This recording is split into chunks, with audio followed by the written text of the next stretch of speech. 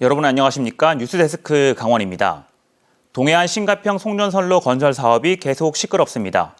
주민들이 원주지방환경청장을 직무유기와 업무상 배임 혐의로 고발했는데요. 환경영향평가 과정에서 법적 의무사항을 지키지 않고 사업자 편을 들어 결과적으로 주민들에게 피해를 줬다는 겁니다. 송전선로 통과지역 주민들은 재산권은 물론 건강권까지 위협받고 있다며 추가적인 법적 대응도 검토하기 시작했습니다. 황구선 기자입니다.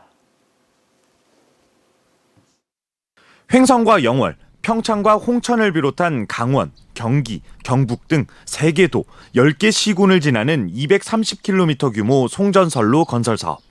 사업지 주민들로 구성된 송전탑 반대 대책위가 경찰서에 모였습니다. 이들은 원주지방 환경청장과 주무부서인 환경평가과 과장을 직무유기와 업무상 배임 혐의로 고발했습니다. 환경영향평가 과정에서 법에 명시된 의무를 이행하지 않고 사업자인 한국전력 편만 들어 주민들의 생명권과 재산권을 침해했다는 겁니다. 원주지방 환경청을 규탄한다!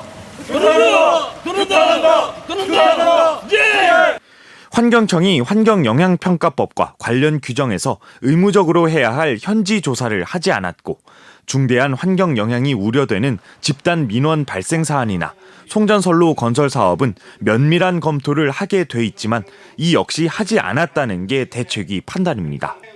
면담 등을 통해 주민 참여 현장 조사위원회나 갈등 조정 협의회 설치를 요청했지만 번번이 묵살당했다고도 덧붙였습니다.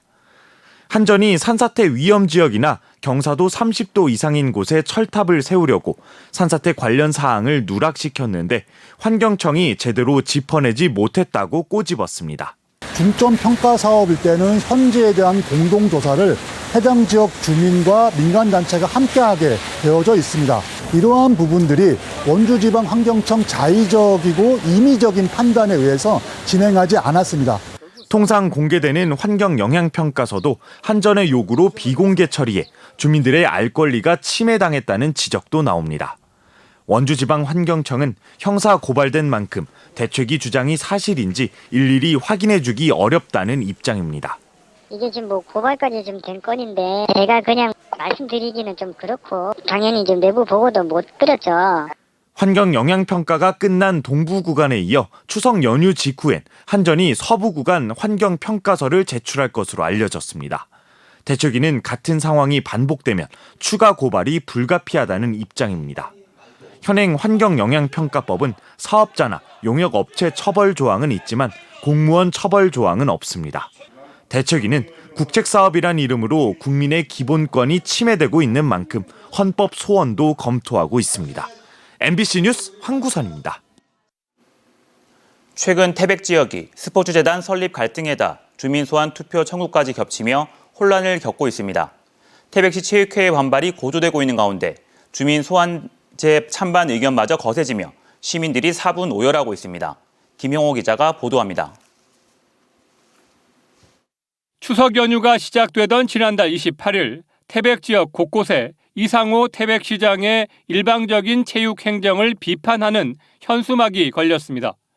스포츠재단 설립 추진과 체육회를 무시하는 예산 집행 등을 지적하며 60여 개의 현수막이 도로변에 설치됐습니다. 해당 현수막들은 태백시청 관련 부서가 나서 당일 바로 철거됐습니다. 태백시 체육회는 다른 불법 현수막은 남겨둔 채 휴일에 체육단체 것만 조속히 철거한 것은 이례적인 표적 행정이라며 비판했습니다.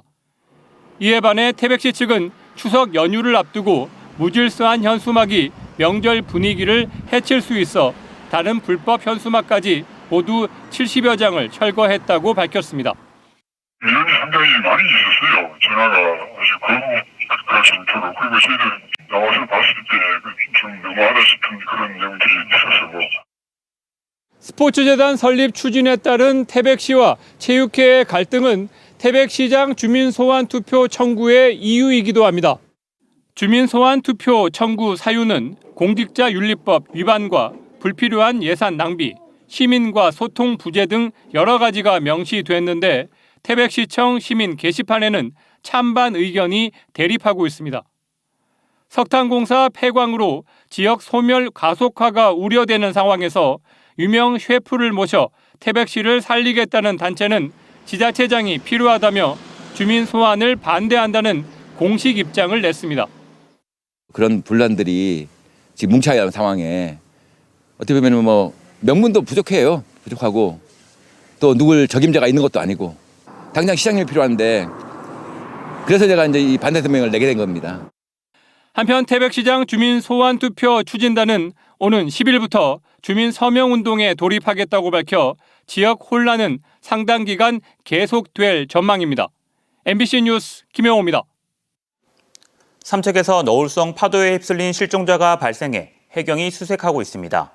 동해해양경찰서는 어제 오후 4시쯤 삼척 해변에서 6명이 바다에 들어갔다가 20대 남성 1명이 나오지 않는다는 신고를 받고 연안 구조정과 경비 함정, 헬기 등을 동원해 이틀째 수색을 이어가고 있습니다. 어제 오후 2시쯤에는 고성 봉수대 해수욕장에서 스노클링을 하던 30대 남성이 심정지 상태로 구조됐지만 결국 숨졌습니다. 또 오늘 오후 3시쯤에는 속초시 설악동의 한 식당 야외 의자로 승용차가 돌진해 60대 1명이 숨지고 3명이 크고 작게 다쳐 병원으로 옮겨졌습니다.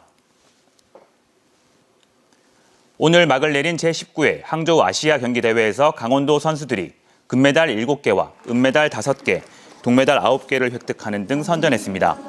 이번 대회에는 강원도 선수 38명이 16개 종목에 참가했고 개막 이튿날인 지난달 24일 홍천군청 강완진 선수가 태권도 남자 품새 금메달을 따낸 것을 시작으로 수영, 펜싱, 용선, 축구 종목에서 각각 금메달을 따냈습니다.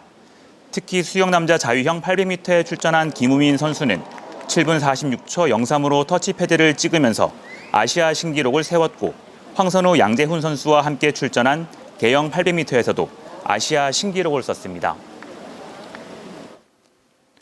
그리스 아테네에서 채화된 2024 강원 겨울 청소년 올림픽 성화가 우리나라에 도착했습니다. 오늘 오전 인천공항을 통해 들어온 성화는 경찰의 호위 속에 평창으로 이송됐고 대관령 119 안전센터에 안치됐습니다. 오는 11일 서울시청 앞 광장에서는 대회 개막 100일을 앞두고 G-100일 기념 행사와 함께 2024 강원 겨울 청소년 올림픽 성화 투어 출발식이 성대하게 개최됩니다. 성화는 서울을 시작으로 부산, 제주, 광주 등 전국을 80일 동안 돌게 되고 청소년 올림픽을 알리는 활동이 함께 진행됩니다. K리그1 강원FC가 파이널 라운드를 앞둔 마지막 정규 경기에서 광주의 덜미를 잡혔습니다. 강원은 오늘 원정 경기에서 후반 4분 광주FC 김한길에게 선취골을 허용하며 0대1로 패해 정규 경기를 4승 13무 15패로 마무리했습니다. 강원은 앞으로 하위권 6팀이 속한 파이널 B에서 모두 5경기를 치르게 되는데 리그 순위가 12위로 하락하면 자동 강등, 10위 또는 11위에 머물면 2부 리그 상위팀과 승강 플레이오프를 통해 일부 잔류 여부를 결정짓게 됩니다. 한글날 연휴가 이어지며 2023 강원 세계 산림 엑스포와 연계 행사장 등 동해안의 가족 단위 관광객들의 발길이 이어졌습니다. 조직위에 따르면 오늘 낮 12시 기준 관람객이 누적 80만 9,160명을 기록했고 주 행사장 36만 5천여 명, 4개씩은 부행사장 44만 3천여 명이 방문했습니다. 엑스포 주 행사장을 찾은 관광객들은 곳곳에 마련된 포토존에서 사진을 남기고 체험 행사를 즐겼으며 주제 전시관인 푸른 지구관에는 대형 미디어 아트를 관람하기 위해 긴 줄이 늘어서고 솔방울 전망대 특설 무대에서는 공연 행사가 마련됐습니다. 물개과 동물이 양양 앞바다에 뛰어든 부표 위에서 노는 장면이 카메라에 잡혔습니다. 이번에 발견된 물개는 양양 수산 앞바다에 뛰어든 부표 위에 올라가 쉬고 있는 장면이 인근을 지나던 낚싯배에 의해 불과 10여 미터 거리에서 선명하게 촬영됐습니다. 물개는 일반적으로 오호츠크해와 베링해에서 떼를 지어 사는데 교미 시기가 되면 우리나라 동해안을 따라 남하했다 다시 북상하는 것으로 알려졌으며 최근 무분별한 남획으로 개체수가 많이 준 것으로 알려져 있습니다. 동해안에서는 앞서 지난 3월에 강릉 앞바다에서 물개가 헤엄치는 모습이 발견됐습니다. 내년도 전문대 수시 1차 접수 결과 경쟁률이 소폭 하락했습니다. 강원도 내 전문대 7곳의 평균 경쟁률은 2.29대 1을 기록했는데 지난해보다 0.24포인트 떨어졌습니다.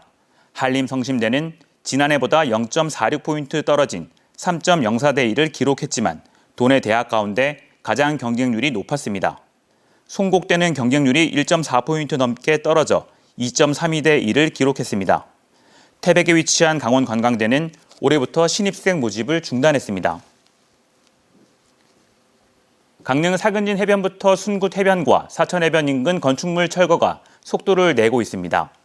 강릉시는 2021년 연안 침식 실태 조사에서 해안 침식 D등급을 받은 이부근 공원화 사업을 위해 지난달 중순 해변 인근 건축물 철거를 시작했습니다. 사업이 완료되면 해안 침식 등 재해 위험에서 벗어나고 시민들에게 새로운 휴식 공간이 될 것으로 기대됩니다. 미술 작품을 감상하고 마켓에서 사고 팔 수도 있는 아트페어인 아트강릉 23이 펼쳐지고 있습니다. 아트강릉 23은 내일까지 강릉 아트센터에서 펼쳐지며 아트 디렉터의 강연과 작가와의 대화 등도 잇따라 열리고 있습니다.